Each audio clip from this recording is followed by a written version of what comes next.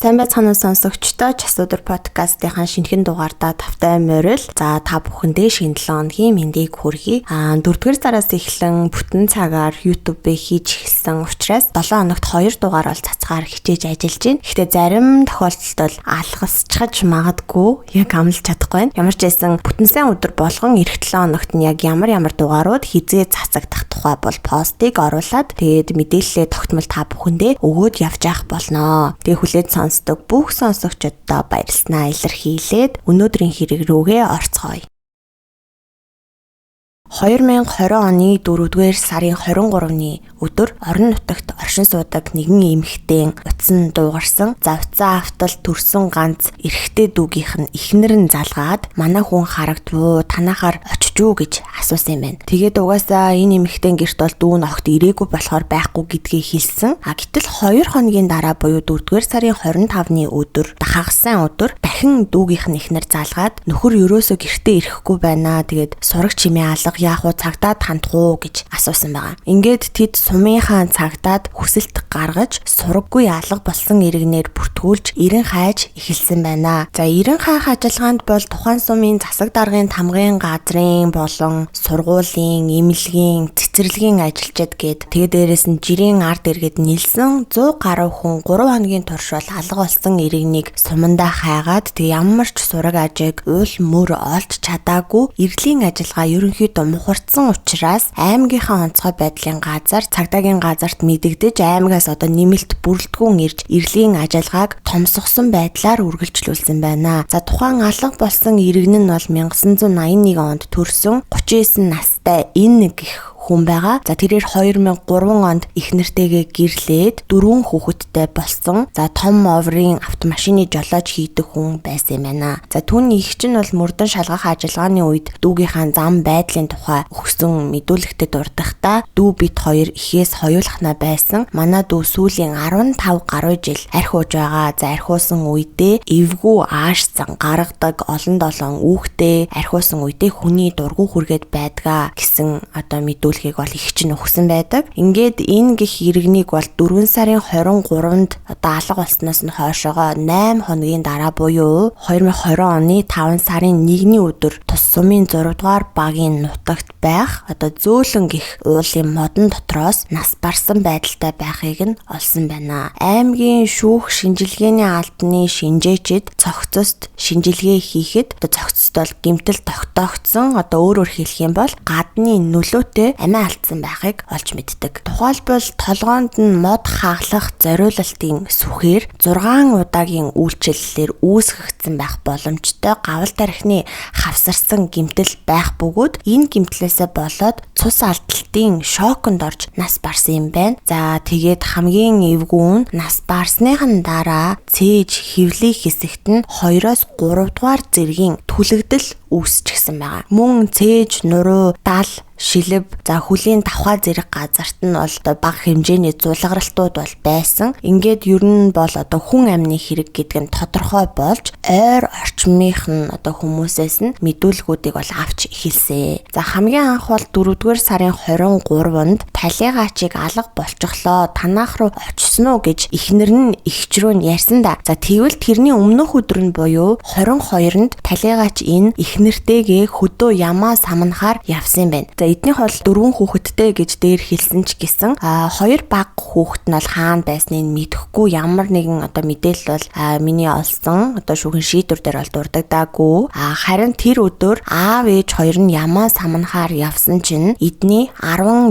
настай том хүн яг доод талынхаа дүүгээ дагуулад эмээгэндээ дүүгээ хүргэж өгчхөөд тэгэнгүүтээ өөрөө буцаад одоо сумын төвд гэртээ ирсэн. Тэгэнгүүтээ манай аав ээж хоёр байхгүй байна. Манад хоньё гэд найзуудыгаа гэртээ дуудаад сохтууруул хундааны зүйл найзуудтайгаа хамт гэртээ хэрэгэлсэн юм байна. За ингээ 3 найз нь бол гэрт нь ирсэн. За тэр 3 найзынхын дундаас Б гэдэг найз нь бол эдний гэрт нь хамт хонсон. Тэгээ үүнээс цаашаага бүгдээрээ том хүүг нь Монгол улсын одоо түгээмэл нэрийн жагсаалтанд 2-т бичигдсэн Тэмүүлэн гэдэг нэрээр орлуулад яриад явчи. Тэмүүлэнгийн Б гэх найз найз нь бол мөрдөн шалгах ажиллагаанд мэдүүлэхдээ би тэдний гэрийнх нь буудан дээр унтаж байсан чинь шүн Тэмүүлэнгийн аав нь орж ирээд намайг сэрэхээр нь аавтай би мэдлээд тэгээ зөрөөд гэрээс нь би гараа явсан. Тэгээ би гэрээс нь гараад би засаад байжсэн чинь миний араас Тэмүүлэн гарч ирээд чи машинд ороод унтчихаа гэж хэлсэн. Тэгэхээр нь би гэрийнх нь урд байсан том ачааны машин дотор нь ороод унтсан. Тэгээд өглөө намайг сэрэхэд нар мантчихсан байсан. Тэмүүлэн надад шанахтай ус авчирч өгөөд тэгээд аав дахиад архиуцглаа. Ядаргаа болж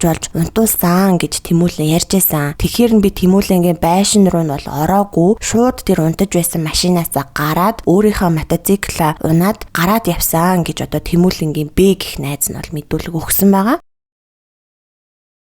Харин Тэмүүлэнгийн яг доод талынхын дүү нь бол 4 сарын 22-нд Тэмүүлэнгээр эмээгийн дэ хургуулчгээд 4-р сарын 26-ны өдөр 4 хоногийн дараа гэртээ ирсэн. За түүний гэртээ ирэхэд бол аав энэ нь алга болсон гэд сумын төвөөр нэг 90 хаах ажиллагаа эхэлчихсэн байсан. Тэгээ Тэмүүлэнгийн яг доотлынхын дүү нь 26-ны өдөр гэртээ ирчээд түлээгээ хаглах гэсэн чинь гэрийнх нь түлээний сүх нь олдохгүй байсан гэдгийг бол мөрдөн шалгах ажиллагаанд мэдүүлсэн байна. За ингээд ерөнхийдөө бол Тэмүүлэн хамгийн сүүлд аавтайгаа хамт хонсон болох нь батлагдсан бөгөөд түүнээс мэдүүлэг авахд дараах мэдүүлгийг өгсөн байна. Тэмүүлэнгийн мэдүүлгийг уншиж өгье. Хэрэг болсон шөнө 3 цаг болж байхад манай аав гэртээ сохтуу орж ирсэн. Би тэр үед гар утсаараа PUBG тоглож байсан. Аав нэг шил 0.75 литрийн архитаа орж ирээд тэрийгэ ганцаараа уусан. Аав архиуж байхдаа намайг хажуу талдаа суулгаад бит хоёр эхлээд амьдралынхаа талаар ярилцсан. Тэгээд архиа уугаад дуусгалгүй сууж байснаа гинт надад ээж чинь миний амьдралд гай болсон амтан гэж хэлэхээр нь би аавд хандаж за хаанаас та аав гэж хэлсэн чинь чи хүртэл ихийгээ өмөрсөн гүлэг чи миний хүүхэд биш гэж хэлснэ. Сууж байсан газраасаа босоод шүүгэн дотроос хутаг гаргаж ирээд намайг аална гэд над руу хүрээд ирсэн. За тэр үед бол би гэрээсээ гарч зүхтаагаад гэрийн гадаа хашаан дотор байсан машины кабинд орсон. Тэгтэл аав араас гарч ирээд Тэмүүлэн чи хаана байна? Би чамайг олон шүү аална да гэж хашгирч байснаа нэг хэсэг чимээгүй болчихсон. Тэгснээ аав машины жолооч талын хаалгаар гартаа сүх бариад машин руу миний араас ороод ирсэн. Би тэр үед нөгөө талынх нь хаалгаар үсэрч буугаад гэртээ орж хувцаа өмсөөд гар утсаа аваад ширээн дээр байсан хутаг мөн шүүгэнд байсан хутгнуудыг авч хойд өрөөний орон доогуур хийгээд зогсож байтал аав гаднаас сүх барьсаар орж ирээд шууд над дээр ирсэн. Сүхээ далаасан. Би тухайн үед за ингээд алхан дээ гэж бодоод гараараа толгоогоо хаасан чинь аавын зохих гэж далаасан сүхний иш нь миний тохоо хэсэгт таарад буцаж ойгоод эртээ талаар нь аавын толгооны зүүн хэсэгт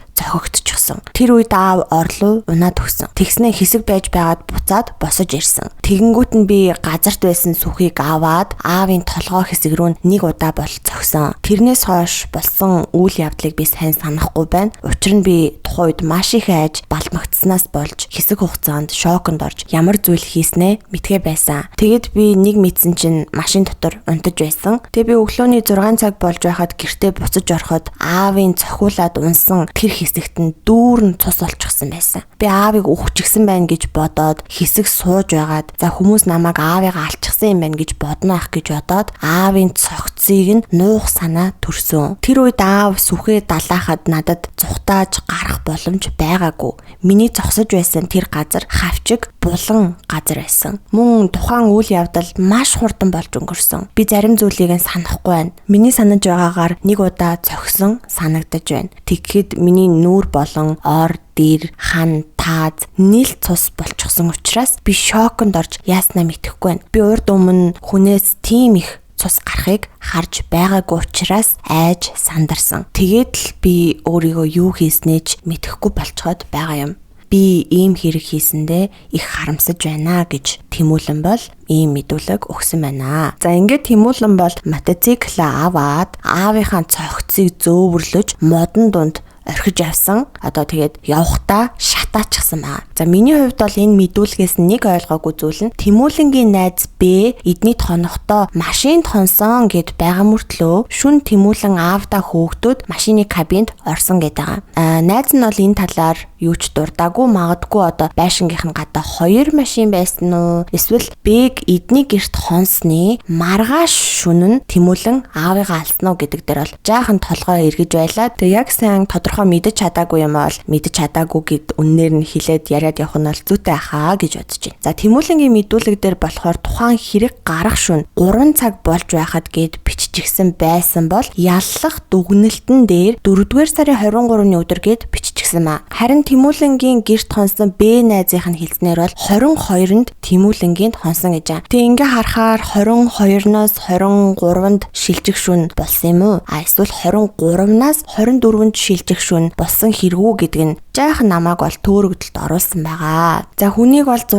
удаа сүхээр толгоон тус газарт нь гимтээгээд тэгээ цогцыг нуун далдалж зөөвөрлөж модон дунд хайсан, цагдаад мэдэгдээгүй зэрэг үйлдэлээс харахад унц харгас хэрцгийгээр хүнийг алдсан юм шиг харагдаж байгаа боловч аймгийнх нь одоо прокурорын газрын хяналтын прокуророос эрүүгийн хуулийн тусгай ангийн 12 дугаар зүйлийн 1 дахь хэсэгт заасан буюу санаа сэтгэл хүчтэй зочрон давчдаж хүнийг алах гэмт хэрэг гэж одоо энэ яллах дүгнэлтэн дээр бол одоо тусгаж ирүүлсэн байсан. За эрүүгийн хуульд зааснаар хэрвээ хохирогч өөрөө гэмт хэрэг үйлдсэн хүнд эсвэл ойр дотных нь хүнд нь хүч хэрэглэхээр занал хийлсэн, хүн дээр доромжилсон, иргэшээл дарамтандаа оруулсан буюу одоо хохирогчийн өөрийнх нь зүй бус үйлдэлийн улмаас гэмт хэрэг үйлдэгдсэн бол гэмт хэрэг үйлдсэн хүний сэтгэл санаа нь одоо хоромхон зуур цочролт автаад сэтгцийн хэвийн байдал нь алдагдсны улмаас хохирогчийг одоо хүнийг алсан бол 1 жилээс 5 жил хүртэл хугацаагаар хорих ялаар шийтгэнэ гэж одоо зааж өгсөн байдаг. За одоо та бүхэндээ яагаад Тэмүүлэнг хүнийг онц харгас хэрцгийгээр биш санаа сэтгэл хүчтэй зочрон давчтаж алсан гэдэг энэ зүйл ангаар яллах дүгнэлт үйлдсэн одоо үйлдэх болсон тухай одоо ярьж өгье.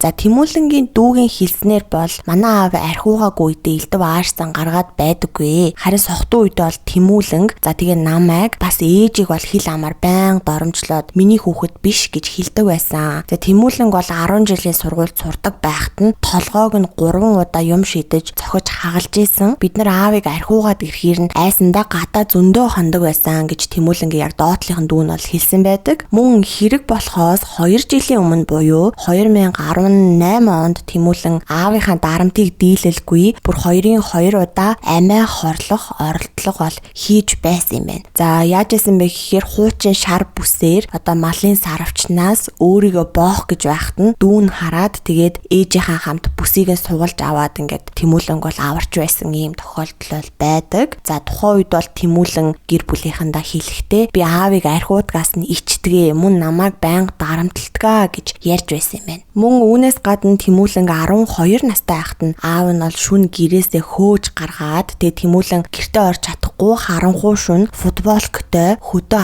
17 км газар алхаж өвөөгийн дочиж байсныг бол шүүхийн шийдвэр дээр дурдсан байна. За энэ баримт нь хид хідэн гэрч нарын одоо мэдүүлгээр бас давхар батлагддаг юм байна. За тэгээ мөрдөн шалгах ажиллагааны үед гэрч ил авахтай им хэлэхдээ нутгийн хүмүүс талигаачийг сайнаар хэлхээсээ илүү муугар хэлэх нь олон байдгаа гэж дурдсан байна. За Тэмүүлэнгийн ээжийн бол ажлын газрын хамт олон болон нутгийн хүмүүс одоо талигаачийг архи согтууруулах ундааны зүйл хэрэгэлсэн үедээ гэр бүлийн хүчирхээлэл үйлддэг байсан гэдгийг одоо нотлох ижил төстэй маш олон гэрчийн мэдүүлэг байгаа. Тийм болохоор би тэр дундаас нь нэг их нуршихгүй байх зорилгоор нэг бүрчлэн дурдлаггүй орхижээ. За үүний дотроос нэлийн анхаарал татхуйц хид хідэн жишээ гэх юм бол 2007 оны үед одоо талигаач том машин ундаг байсан гэж хэлсэн шүү дээ. Тэнгүү тэр том нөгөө цэнхэр өнгийн зээл 130 одоо маркийн автомашинаараа сохтуу тийм том машин унаад явж агаад ихнэрээ дайрах гэд бүр хөөж байсныг нэгэн гэрч бол дурдсан байна. Мөн талигаач 2015 онд өөрийнхөө ээжиндээ сохтуу очоод ээжигээ зодох гэж гартаа барьчихсан байсныг бас хид хідэн гэрчнэр дурдсан байна. Харин Тэмүүлэнг бол гэрчнэр тодорхойлж хэлэхдээ худлаа хэлдэггүй, хүний үнээс зүрдэггүй, төлөв даруй зантай, дуу цөөтэй хүүхдээ гэж хэлсэн байна. За анги хамт олонныхоо дунд бол нэр хүндтэй, тусархуу, альва зүйлд бол хүлээцтэй ханддаг, буруу зүйл хийвэл уучлалт гуйж чаддаг хүн гэж бол нэлээд олон гэрчнэр бол мэдүүлсэн байна. За тэгээд одоо шүүх хуралдаанд бол мэдээж хохирогчийн хууль ёсны төлөөлөгчөөр нэг хүн оролцох ёстой. За хууль ёсны төлөөлөгчөөр нь төрсөн ганц эгч нь бол оролцсон байгаа. За эгч нь бол шүүх хуралдаанд хэлэхдээ нэхэмжлэх зүйлгүй, гомдол саналгүй гэсэн тул одоо Тэмүүлэнг бусдад төлөх төлбөргүй гэж үтсэн байна. За ингээд Тэмүүлэнг бол эрүүгийн хуулийн ерөнхий ангийн 6-гийн 5 дугаар зүйлийн нэгийг нэгт заасан буюу одоо тохиолдлын шинжтэй нөхцөл байдлын улмаас анхудаа гэмт хэрэг үйлдсэн мөн түүний хувийн байдал зэргийг нь таал бүрээс нь ингэж харгалзаж үзээд эрүүгийн хариуцлагыг нь бол хөнгөрүүлсэн байна. Тэмүүлэнд бол шүүхээс хорих ял оногдуулахгүйгээр 5 жилийн хугацаагаар тэнцсэн байна. За энэ тэнцсэн хугацаанд яах ёстой вэ гэхээр оршин суух газраа за тэгээд ажил сургуулаа өөрчлөхдөө ч юм уу те эсвэл зорчиж явахдаа дандаа өөрт нь хяналт тавьж байгаа байгууллагад урьдчилан мэдэгдэх үүрэгтэй бөгөөд согтууруулах ундаа мансууруулах бодис хэрэглэхийг одоо хориглох ийм албадлагын арга хэмжээг бас Тэмүүлэнд авсан байна. За ингээд өнөөдрийн хэрэг бол энэ хүрээд дуусаж байна. Тэгээ үнэхээр худалч хүнд бол Монголд олсон гэмт хэргийн бараг 90% гээд хэлчихэд хоол зүрэхгүй байх дандаа л одоо согтууруулах ундаа хэрэгэлсэн байхдаа гэмт хэрэг үйлдсэн байдаг. Эсвэл хохирсон байдаг. За аль эсвэл согтууруулах ундааны хит их одоо зохисгүй хэрэглэнээс үүдэн те гэр бүлийн хүчирхийлэл одоо үйлдэгдэж ихэнх гэмт хэрэг бол үүнээс шалтгаалan үйлдэгдсэн байдгийг та бүхэн маань ч гэсэн одоо анзаарч харж байгаа байхаа. Тэгээд согтууруулах ундааг бол мэдээч хааж хорих юм бол энээсээ ийсэн болох бах. Хамгийн гол нь зөв зохистой хэрэглээтэй болох хэрэгтэй юм шиг харагдаад иймэрхүү зүйл бодоод сууж байна. Харин сонсогчид та нар маань энэ дээр ямар санал бодолтой байгаагаа сэтгэл хэсэг дээр харамгүй бичиж үлдээгээрэй. За ингээ бүгдээрээ 4 дахь өдөр 9 цагаасаа эргээд уулзацгаая. Түр баяртай сонсогчдоо.